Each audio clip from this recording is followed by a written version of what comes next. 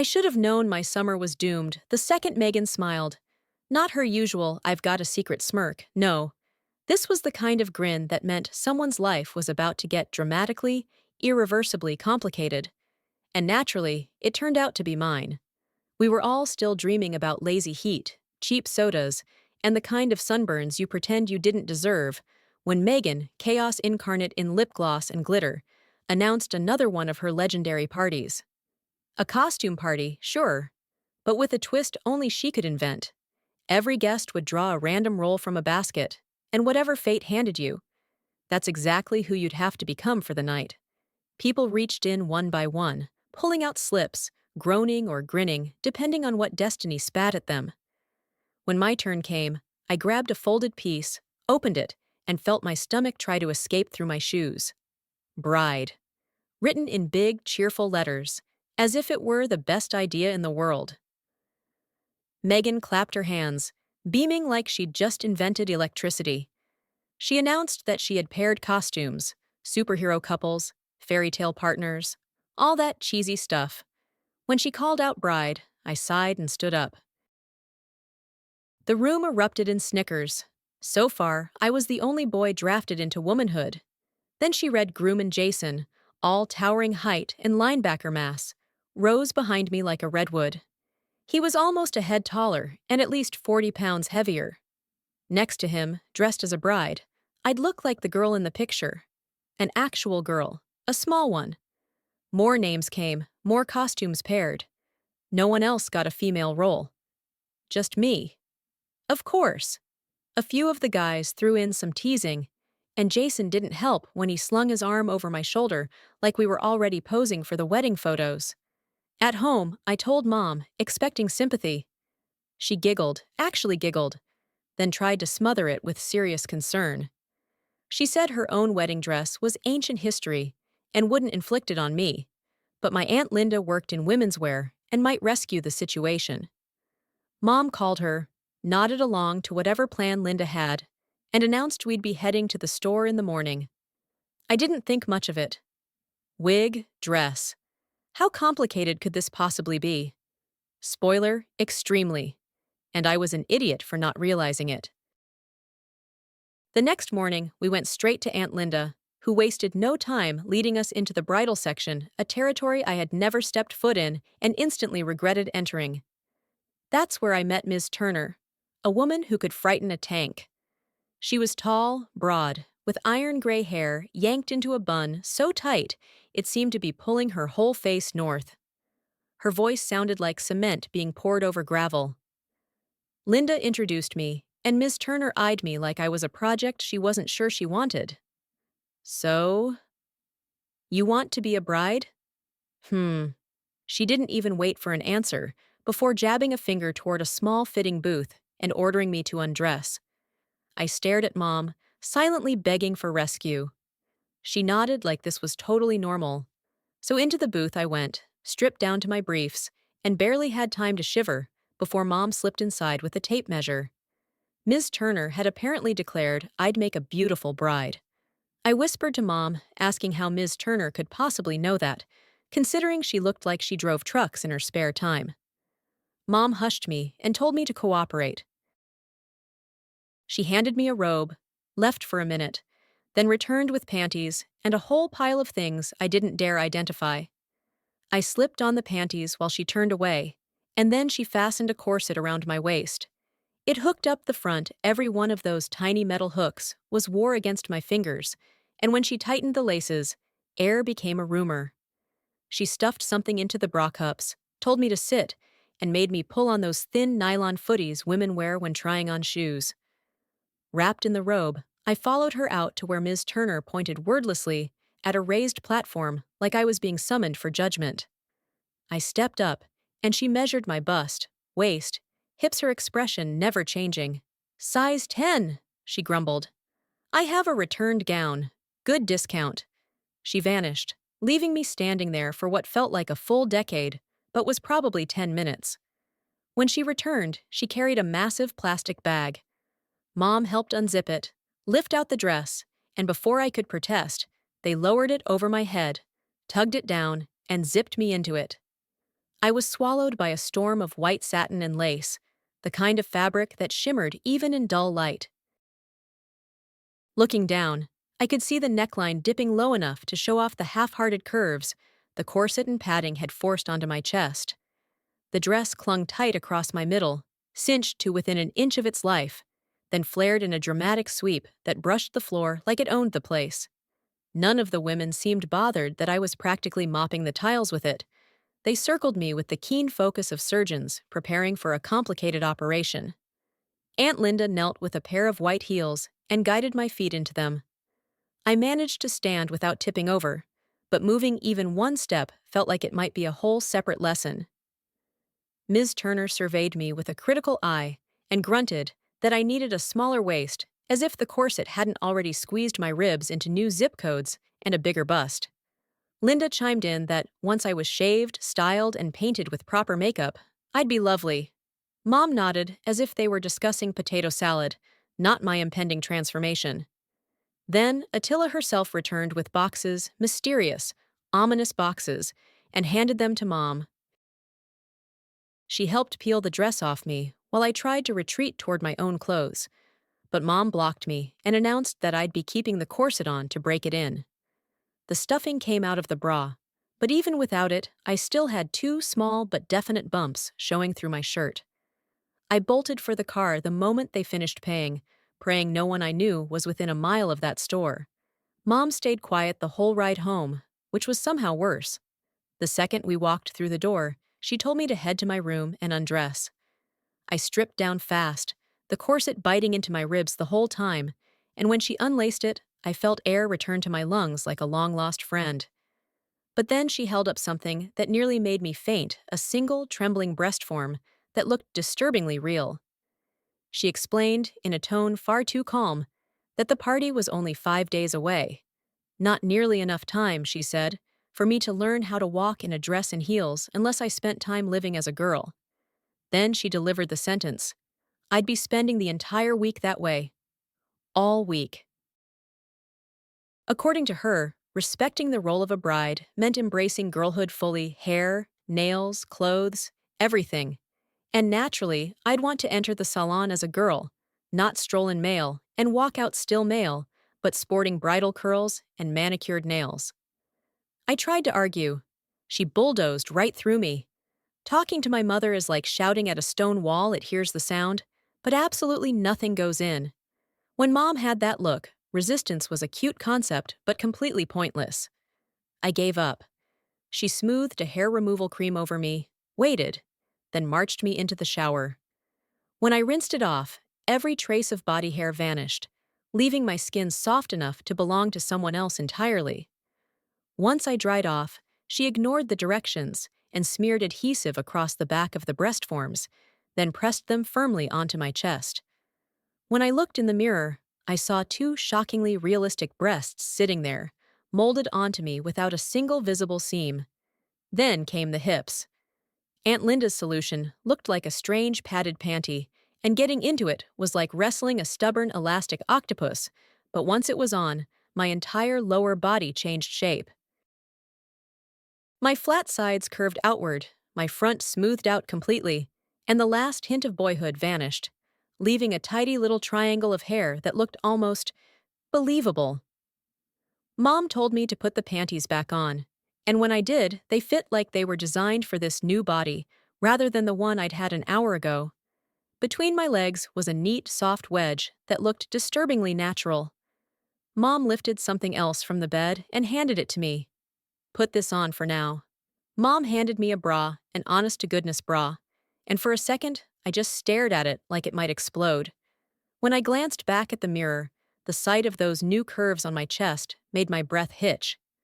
I cupped each one gently, both horrified and amazed at how fast my entire identity had been dismantled and rearranged into something undeniably feminine. Mom fastened the bra around me with a practiced flick, and suddenly those breasts weren't just attached, they were contained, pushed up, filling the cups so well it made my stomach drop. She told me to sit, and I pulled pantyhose up my freshly hairless legs, the thin fabric tightening around me. Then came a short dress, light and soft, slipping over my head like it belonged there. Once she zipped it up, I stepped back into the heels, turned toward the mirror, and nearly passed out. Even without makeup, with my hair a limp mess and my posture screaming confused fledgling giraffe, I looked shockingly like a girl. Worse, it was obvious that just a little polish would erase any remaining doubt. Mom guided me to her room, where she set to work like she'd been waiting years for this moment. Foundation, blush, mascara, something sparkly on my eyelids, her hands moved fast but exact. Then came the hair, brushed out, blow-dried, coaxed into soft curls with gel and hairspray. When she spun me toward the mirror, my knees went weak. The person staring back wasn't a boy in costume. She was dangerously close to real. Back in my room, I slipped the dress on again, and the transformation hit harder. Mom clapped her hands together and declared that this new girl needed a name. I kept my mouth shut, hoping silence would protect me. It didn't. She announced my name would be Ashley, proud as if she'd discovered a new planet.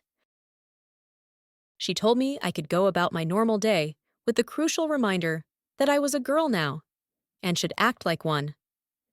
Then she left, closing the door behind her and leaving me alone in my room, dressed in a short dress, pantyhose, heels, makeup, and a body that no longer matched my memory. I had a full week ahead of me like this. My brain tried to escape through my ears. I didn't have time to panic properly. Mom called from downstairs using the new name. I figured it was safe since it was just the two of us, so I made my shaky way down the stairs, every step a wobbly adventure. The moment my heels touched the lower landing, I froze. Megan stood there, staring at me like she'd just seen a ghost in lipstick. My heart fell through the floor. She stammered that she'd only stopped by to say I didn't have to be the bride if I didn't want to, but then she tripped over her own sentence when she said my new name. Ashley. Mom stood behind her, holding the instruction sheet for the breast forms, her expression shifting from confusion to full-body horror. She'd finally read the instructions. The forms wouldn't come off for at least 10 days. Attempting to remove them earlier could damage my skin. 10 days. That was more than a week. Mom tried to spin it as a silver lining because the party was only 6 days away. I asked the obvious, what if they still don't come off? Mom said we'd just have to wait until they did. Fantastic. Megan listened to the whole thing, her eyes glued to me, like she was studying a new species. Then everything clicked for her. I wasn't dressing as a girl for fun. I was stuck as one. She looked me up and down slowly, then announced that looking like this, I'd be lucky if I wasn't hit on by every guy who saw me. Both she and Mom examined me again, and I hated how neither of them disagreed. Megan asked if I even had enough clothes for 10 days, and Mom said Aunt Linda had loaned me a few outfits. Megan asked if I wanted to go to the mall with her to get things that fit properly. I answered instantly, loudly, and with full conviction, absolutely not. I could wear my own clothes well, the ones that would fit over the bra and hips, and I didn't need to expand my girl wardrobe. Mom disagreed, of course. She said I needed my own panties, another bra, maybe some flats and a skirt. Megan chimed in with dangerous enthusiasm. Mom suggested we all go together so she could make sure Ashley had what she needed. Mom! She didn't budge. You girls wait here, she said. I'll get our purses and we'll go. I never expected Megan to look at me that way, wide-eyed, dazzled, genuinely impressed. She whispered that she never thought I'd look so good. Then she corrected herself, saying good wasn't enough, that I actually looked pretty. Pretty. As in, the kind of word you don't apply to your guy friends unless everything's gone wildly off the rails. I tried to defend myself, insisting this was strictly for the party, nothing more. She raised an eyebrow and said we'd see. That alone made my stomach wobble. Mom appeared right then, handing me a black purse like it was a completely normal accessory for her daughter to carry. Inside were my wallet, a brush, lipstick, tissues. She didn't say a word about my protests, just turned the volume knob of her selective hearing to mute.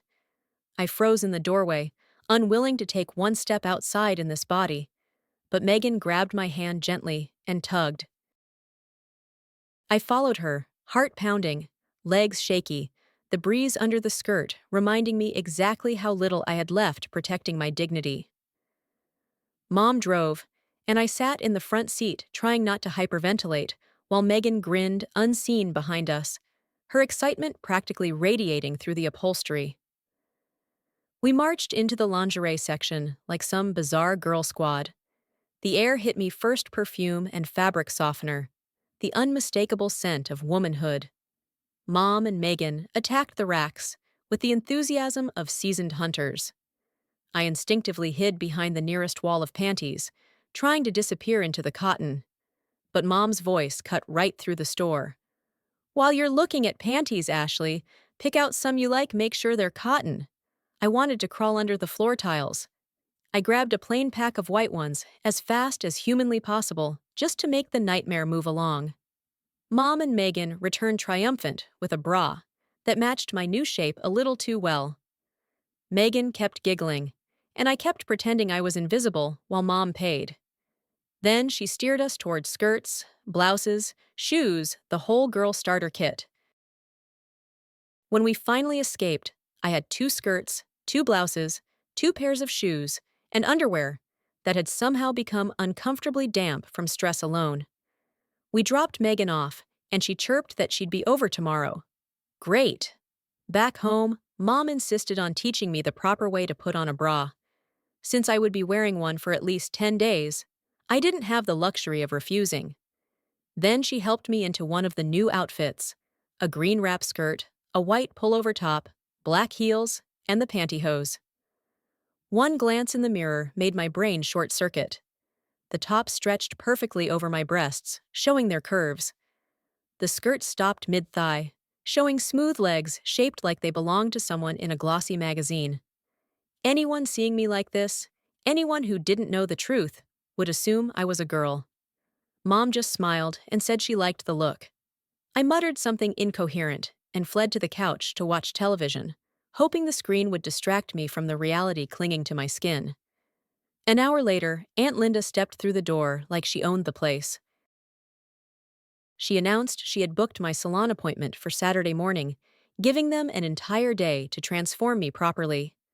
I thanked her with all the enthusiasm of someone receiving dental surgery, but she ignored the tone completely and floated into the kitchen with Mom. I wanted desperately to follow them, to know what scheme they were cooking up, but I also knew that the moment I stepped inside that kitchen, I'd become the topic of conversation, the makeover project of the season.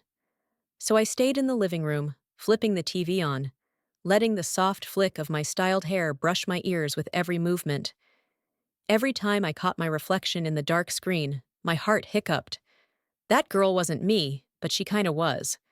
The nylon under my palm felt impossibly smooth against my bare skin. I would never admit it out loud, but the sensation was nice. Shamefully nice. After a quiet hour, the phone rang. Mom answered. Soft voices. Aunt Linda left. Mom started dinner. I set the table, trying to pretend none of this was happening. And then the doorbell rang. Mom let Jason in. His eyes landed on me instantly, and the grin that spread across his face was pure, unfiltered appreciation. "Megan said you were a fox," he said. "She was right. You look fantastic." My soul attempted to exit my body. "What are you doing here?" I demanded, heat rising to my cheeks. He stepped closer, still smiling. "I came to see my bride, of course." "Well, now you have," I muttered, wishing the floor would swallow me whole. "And you're beautiful, Ashley. I can't wait to walk into that party with you." My voice tried to keep up with the moment, but the best I managed was a weak me either. Jason's grin stretched so wide it looked permanent, and that alone made my pulse jump. He said we should spend time together, since we'd be the bride and groom, and Mom practically melted on the spot. I could see it in her eyes. She thought this was adorable, romantic even. Meanwhile, I was standing next to him in my heels, staring up at his chin and feeling like I'd accidentally stepped into someone else's life. Then he dropped the bomb. "Why not let me take you to dinner tonight?" Before I could even form a syllable, Mom eagerly answered for me. She said dinner would be perfect practice for me, as a girl, and asked if I agreed. I wanted to sink into the floor, or kick her shins. Hard, preferably both. But I was cornered say no and cause a scene, or go along and pray. He kept his hands to himself. Mom handed me my purse again and told me to touch up my lipstick, which I did reluctantly. In a last-ditch attempt at escape, I reminded both of them that in 10 days, I'd be back to normal, back to myself, and all of this would be over. Mom just smiled like she knew something I didn't. Jason held out his hand. I didn't take it small victory, but I still followed him out like a doomed little lamb. I buckled into my passenger seat and tried to pretend I wasn't terrified. Except Jason kept glancing at me like he was starving and I was dessert. It made me feel like the last cupcake in a room full of hungry football players. I had to admit silently, privately, under threat of torture, that wearing a dress wasn't awful. The breeze was weird, the skirt was risky, but I looked passable, more than passable. And since I had 10 whole days ahead of me like this, part of me wondered if it would just be easier to accept it and let everyone stop hovering. But then the other part screamed that they'd assume I liked it. And worse, what if that wasn't entirely wrong? Jason's reputation with girls was legendary. And now here he was, focusing all that attention on me, someone he knew perfectly well was a guy. If he wasn't confused, then I definitely was. He took me to Harborview, the kind of place people saved for anniversaries and big celebrations. During dinner, we kept the conversation light, but then he asked why I'd said I'd be gone in 10 days. I explained about Mom, and the instructions, and the breast forms. I expected a little sympathy. He just smiled that warm, bright, ridiculously confident smile. Then he slid out of his seat and moved beside me. My knees clamped together on instinct. My hands fled to my lap. I smiled stiffly, right as his hand landed on my thigh. I nearly shot straight into orbit. "Relax, Ashley," he whispered. "I don't bite." I hissed that I wasn't a girl. He shrugged. "Not before this, and maybe not later. But right now you are. I just want to be your friend." "You already are my friend," I whispered back. "A closer friend, Ashley." I knew exactly what he meant, and I turned my head to tell him absolutely not only to find myself nose to nose with him. There was a heartbeat of silence, a breath between us, and then his lips touched mine. Light. Testing. I froze, stunned. He kissed me again harder this time, sure of himself, full of heat. I broke away shaking so badly I could barely breathe. But he pulled me gently closer and kissed me again. Longer, deeper, and I felt like time simply stopped. Then panic finally won, and I whispered for him to take me home. He drove me back quietly. The second he stopped the car, I bolted inside, refusing to let him try anything again. My heart was beating so loud I could feel it in my fingers. Upstairs, I peeled out of the dress, scrubbed off the makeup, and grabbed the nightgown waiting on my bed. I pulled it over my head, climbed under the covers, and stared at the ceiling. Sleep refused to come. Every time I closed my eyes, I felt him again, the warmth of his breath, the firmness of his hand on my shoulder, the faint smell of his aftershave. And somewhere deep inside, in the place I didn't want to admit existed, I remembered how my whole body trembled, soft and warm, like I'd turned into a bowl of shaking jelly. If he told anyone he kissed me, the thought chased itself around my head all week like a trapped bird. Jason called every single day afterward, cheerful as ever, wanting to see me again, but I dodged every attempt. Mom couldn't figure out why, and I absolutely wasn't going to tell her that her future groom had practically melted me at a dinner table. I made it to Friday without any disasters, though the entire week had its own rhythm. Skirt in the morning, makeup practice with Mom hovering nearby, endless reminders to sit prettier, walk lighter, and stop stomping like a boy. I learned more about concealer, mascara, and blush in 5 days than I ever wanted to know in a lifetime.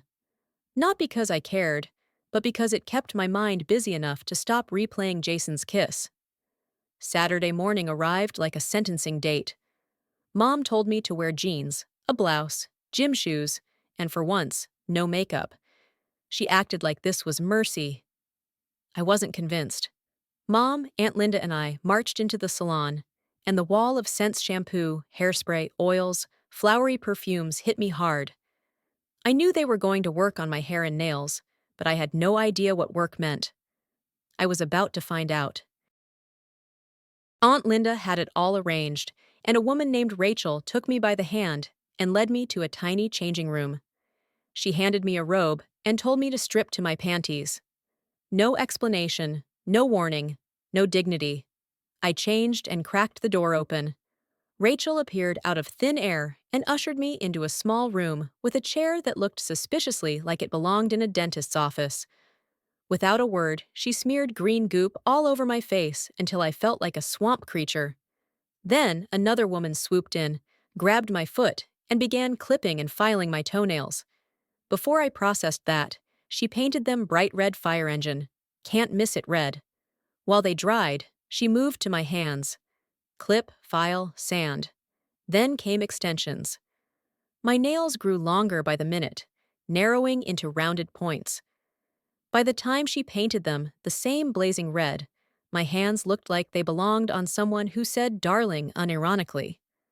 As soon as the polish dried, Rachel returned and yanked the green mask off my face in one swift motion. I gasped and grabbed my cheeks.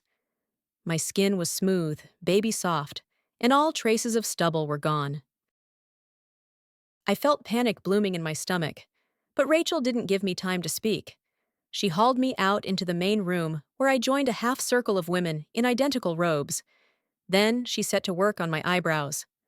I opened my mouth, but she cut me off, saying she was just thinning them for shape. A lie, obviously. 10 minutes later, I had delicate arches instead of eyebrows.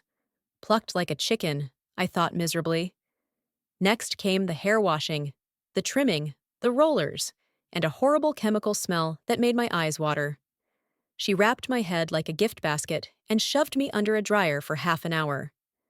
Then Lacey, the makeup artist, came over and started painting my face with practiced care. Plum, gray, green colors I'd never imagined on my eyelids.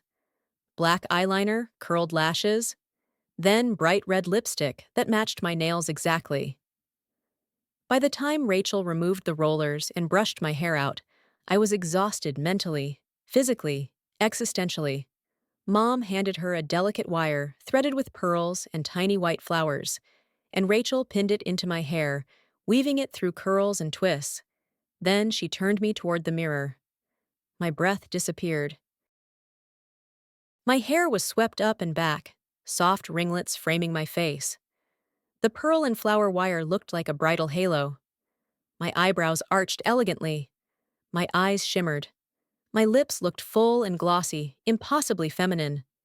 My skin glowed. I didn't look like me. Not even close. No wonder Jason kept smiling at me. No wonder Megan giggled. No wonder Mom kept calling me Ashley like it wasn't a joke. That girl in the mirror could stop traffic. Mom and Aunt Linda stared as I walked out, but neither said a word. I passed them both and headed straight for the car before I screamed or cried or smiled. Because the scary part, the part I didn't want to admit, was that I liked how I looked. A lot. Being a girl could be fun if I let it. If I forgot, just for a moment, who I really was. We went home, grabbed a quick lunch, and then all three of us moved to Mom's room. I undressed slowly this time, watching Mom lay things out on the bed with the precision of someone preparing a ritual. First came the white satin panties. I turned away from them and stepped into the white satin panties, pulling them snug against my hips. The fabric was cool, smooth, and unsettlingly natural against my skin.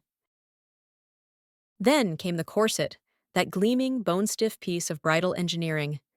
Mom wrapped it around my waist, and as Aunt Linda pulled the laces tight, my body shrank inward, my waist narrowing until it felt like my ribs were shaking hands behind my spine. 24 inches. I could barely breathe. but my chest lifted, shaped, and pushed forward, suddenly looked dramatic enough to stop traffic. Sitting was impossible, so I stayed standing as I slid each leg into the white nylons. Mom clipped them to the garters attached to the corset, and when I stood upright again, the mirror stole my breath. There she was, not a boy pretending, not a joke, not a costume, but a woman, a breathtaking one, with a sculpted waist, long legs wrapped in shimmering nylon, and a neckline that made my pulse flutter. I smiled at myself despite everything, helplessly impressed, and a little terrified. Aunt Linda laughed. "I think Ashley likes this." Mom snorted. "That much is obvious. Let's just hope she doesn't run off and get married tonight." Linda winked. "She is a bride. Why not?" They kept teasing, and I let them. It was easier than admitting how stunned I was. Mom and Linda lifted the wedding gown carefully and lowered it over my head. The satin kissed my shoulders as it slid down, and when they zipped it up, the transformation felt complete. I stepped into the white satin shoes and stood perfectly still while Mom adjusted every fold, every strap, every shimmer of fabric. When I turned to the mirror again, I felt my heart jump into my throat. From the pearl and flower halo crowning my curls, to the flawless makeup, to the deep, soft cleavage rising from the low neckline, to the slender waist and the wide, majestic skirt of pure satin, I was a bride. An actual bride. Linda stepped forward with a small velvet box. She pushed a diamond and pearl earring into each of my ears, cool and delicate, then fastened the matching necklace around my throat. The pendant lay just above the swell of my breasts, catching the light every time I breathed. Mom dabbed me with her most expensive perfume, soft, romantic, unmistakably feminine, and then declared me ready. "You stay upstairs, Ashley. I'll call you when Jason arrives." "But I'm supposed to meet him there," he called. "He's picking you up." That's all I know. There was nothing left to say. I sat on the bed, skirts spread around me like a white cloud, and Aunt Linda waited beside me. "You look exquisite, Ashley. A bride any mother would be proud of, and certainly any man." "Thanks, I think." "Relax, sweetheart. It's just a party." "Then why all this?" "Because sometimes the right thing takes effort." The doorbell rang. Mom called my name. Aunt Linda held the skirt so I wouldn't trip as I descended the stairs. When I stepped into the family room, Jason stood there in a tuxedo, looking taller, cleaner, and somehow even more handsome than usual. The moment he saw me, his eyes lit up like someone had flipped a switch inside him. Mom snapped pictures of us, me pressed lightly against his arm, him beaming, and then he opened the front door. A limousine waited in the driveway. White. 3 doors on one side, bridal to the core. Jason helped me in, steadying me by the waist, and the car rolled toward Megan's house. When we arrived, the driver opened the door, and Jason helped me out, as if we were in an actual ceremony. I held my dress up and followed him to the front door. I expected Superman, Cinderella, maybe a pirate or two. Instead, every guy was in a tux. Every girl was in a gown. 6 girls wore matching dresses. It didn't take genius-level deduction. Megan had redesigned the whole event into a wedding with Jason and me as the literal bride and groom. As we walked into the house, clapping erupted around us. People stared like they'd never seen me before, and honestly, they hadn't. My hair, my nails, my impossibly tiny waist, the generous bust line pushing against the satin bodice, the enormous white skirt, I was a shockwave wrapped in silk. The guys avoided meeting my eyes. The girls swarmed me immediately. "You look amazing. I never imagined you could look like this."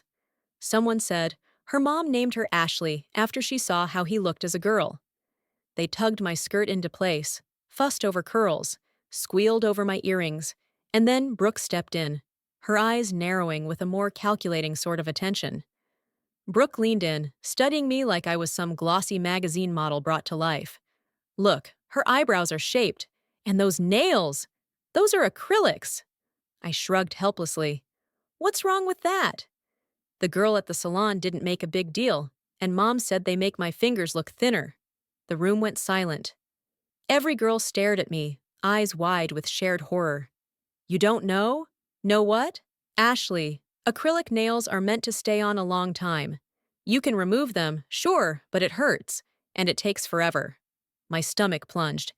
You mean, I'll have these long nails past next Thursday? Every girl nodded sympathetically.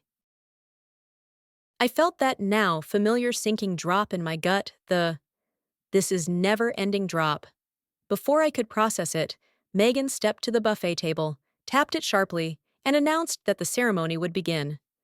Jason left my side to stand near the little makeshift altar, and the girls gathered around me. They arranged themselves like real bridesmaids, giggling and whispering as Rod Stewart drifted over the speakers. One by one, they glided forward, forming a row.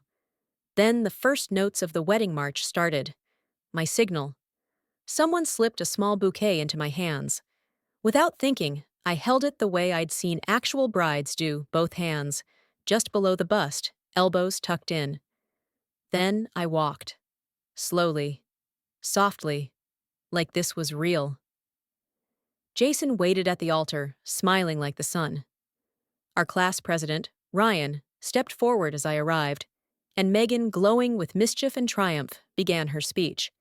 Ladies and gentlemen, we are here to unite this new woman, Ashley, and Jason, our class hunk. Laughter rippled through the patio. Before you is Ashley, unwilling at first, a male as we knew her, yet she has transformed herself.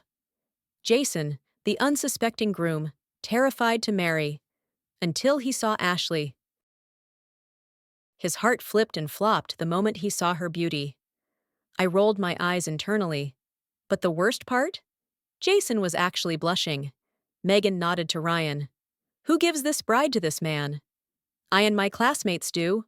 Ryan recited his lines, like this was a school play he'd actually rehearsed. Can you accept Ashley as a woman, a friend, and a bride? We can. Jason, do you take Ashley to be your friend, to cherish her, date her, and keep her from harm? I do. My breath caught. Ashley, do you take Jason to be your boyfriend, to adore him, and force him to spoil you? I looked at everyone. They were all smiling, cheering me on, pretending this whole ridiculous spectacle was a touching moment. It was a game. It had to be. I do. Megan clapped. Then I pronounce you a couple. Jason, you may kiss the bride. He turned toward me, eyes soft, hands gentle on my waist. In front of all our classmates, he pulled me to him and kissed me. A real kiss. Not a joke, not a peckworm, slow, and deeper than before. For the first time, I didn't pull away. The vows said I had to adore him. And, stupidly, somewhere inside, I already was. Every kid there knew I wasn't a real girl, and not one of them laughed, or pointed, or teased. They just accepted it. Accepted me. His arms tightened, and for one suspended moment, I let myself respond, melting into the kiss. Because standing there in satin and pearls, hair curled and makeup perfect, I felt beautiful. I felt wanted. I felt like the girl everyone saw. Tonight, I'm a bride. Jason is mine. And when the night ends, I'll go back to normal, and this will just be a memory. At least, that's what I kept telling myself. The ceremony ended, and the girls whisked me away to Megan's bedroom. They closed the door behind us, and Megan pulled out a white cocktail dress for me to change into. Brooke unzipped my gown with a squeal. Holy cow! Look at you! Your figure's better than mine! Satin panties too, of course you do! I flushed, trying not to fold in on myself, as they slipped the heavy gown away. There wasn't a lump where there should have been. Brooke stared first, then Megan, both of them letting out a low, conspiratorial gasp. In the interest of doing things right, I had tucked everything carefully out of sight, leaving my front as smooth and convincing as theirs. For better or worse, I looked exactly like any other girl in that room. This is one of my dresses, Ashley, Megan said, her eyes bright with satisfaction. I figured it'd be easier to wear than the gown. I thanked her, cheeks hot, but tried to cling to the last thread of denial. This will all be gone soon. I'll be myself again. Both girls snorted at the same time. "Sure you will?" Brooke murmured. "Maybe." "We'll see." They slipped the cocktail dress over my head. The thin spaghetti straps settled on my shoulders. The sweetheart neckline framed my chest in a way that made my heart flip. My waist tapered neatly into the soft curve of my hips. The hem skimmed my thighs, just a few inches above my knees. With my white heels and stockings, I looked like someone who belonged in photographs. I touched up my lipstick because there was nothing else left to fix, and followed them out to the patio. Jason saw me first. His expression changed, that quiet, irresistible shift that tells you everything without saying a word. He took my hand when the music began and pulled me close. "Tradition," he murmured, as his hand slid gently to the small of my back. "Bride and groom get the first dance." "But isn't it strange?" I whispered. "Two boys dancing?" He leaned down so only I could hear, voice warm against my ear. "I don't see two boys. I see you." By midnight, nearly every boy there, even the shy ones, had asked me to dance. Each time, I felt a jolt of nerves, a flutter, something that wasn't fear anymore, but wasn't quite acceptance either. Jason finally reclaimed me and said it was time to go. We thanked everyone, moving hand in hand through a sea of smiling faces, and stepped out into the night. The limo was gone. His car waited alone. I hoped he'd take me straight home, but the way he looked at me told me everything. And deep down, deeper than I wanted to admit, I knew he wouldn't. All of that happened last year. And by the time I came home that night, still tasting the music, the perfume, the warmth of Jason's last kiss, something had shifted inside me. Completely, undeniably. I could return to being myself, technically. I just wasn't sure that was the self I wanted anymore. I didn't tell Mom any of this. I didn't have to. I just wore a skirt the next day. And the day after. And every day that followed. 12 days later, my right breast fell off the glue, finally surrendered. My nails, however, still clung stubbornly. So I peeled off the other breast, cleaned my chest, and glued them back on as if it were the most natural thing in the world. Mom noticed nothing. Aunt Linda noticed everything.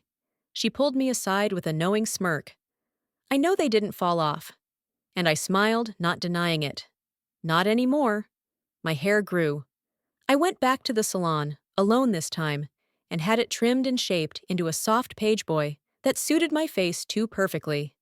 2 months later, one acrylic nail finally popped off. Another followed.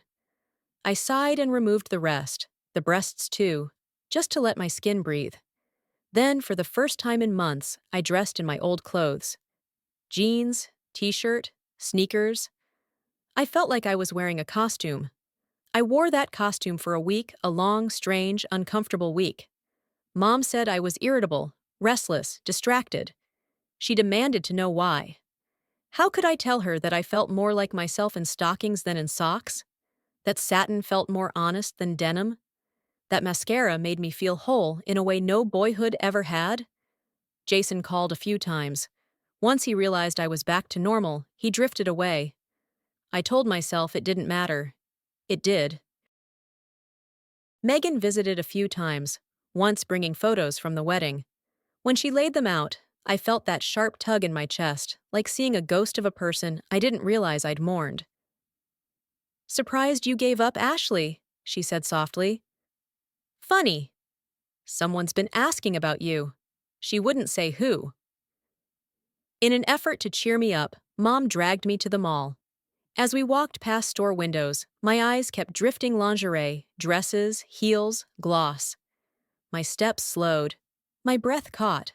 Mom saw everything and waited until we got home before confronting me. She demanded, with no room to argue, that I bring Ashley back. It took me a full day. But when I opened my door again, I wasn't pretending anymore. I was her, and she was me. The next morning, I had my nails redone. I went straight to Megan, told her I was back, and this time I was staying. She didn't cheer. She didn't tease. She just smiled like she already knew. That night, Ryan called. The next day, he took me to dinner, a real date, not a joke, not a mock wedding. He kissed me outside the theater, soft and sure, and I didn't freeze or panic or pull away. Over the next month, piece by piece, he helped me accept what I already felt. I don't own any male clothes anymore. I threw them out when I realized that Ashley wasn't a costume, she was the truth I'd been too scared to name. You play the hand you're dealt, they say. Well, I was dealt hearts, every single one of them, and for once, I was ready to win with them. In a few months, my real bust will fill the cups, and I can finally stop padding. My hips have already settled into their new curves. Without the corset, my waist still holds at 25 inches. Lucky draw? Maybe. Or maybe it was exactly the hand I was meant to have. Either way, I'm not giving it back.